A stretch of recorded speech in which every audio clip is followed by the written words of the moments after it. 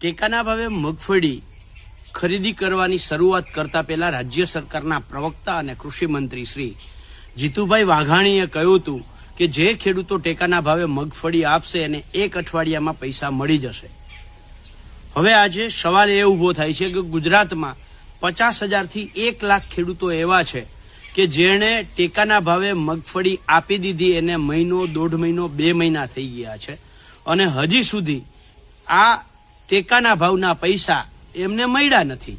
ત્યારે સવાલ એ થાય છે કે જીતુભાઈ વાઘાણીએ જે 7 દિવસનું આપેલું વચન હતું એ વચનનું શું થયું? નરેન્દ્રભાઈ મોદીના 15 લાખના વચનની જેમ આ વચન પણ હવાઈ થઈ ગયું। જ્યારે આમાં તપાસ કરી તો ખબર પડી કે વેર હાઉસ ઉપર જે મગફળી ત્યાં પહોંચે ગોડાઉન ઉપર ત્યારે એમને એક રિસિપ્ટ આપવાની હોય અને આ રિસિપ્ટ છે એ રાજ્ય સરકાર નાફેડના પોર્ટલ ઉપર અપલોડ કરવાની હોય છે। હવે જોયા જેવું એ છે કે પહેલા ટેકાના કેન્દ્રવાળા આ રિસિપ્ટ અપલોડ કરતા હતા અને હવે એ વેરહાઉસ વાળા આ રિસિપ્ટને અપલોડ કરે છે।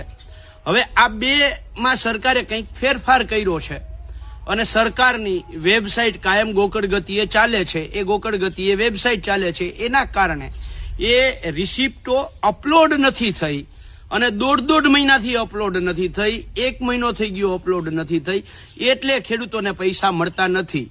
સાચું કારણ તો જીતુભાઈ કહી શકશે કે રાજ્ય સરકાર પાસે તાઇફાના પૈસા છે પણ ખેડૂતને આપવાના પૈસા નથી એટલે આ રિસિપ્ટ અપલોડનું બહાનું કરે છે કે વાસ્તવમાં રિસિપ્ટ અપલોડ નથી થઈ।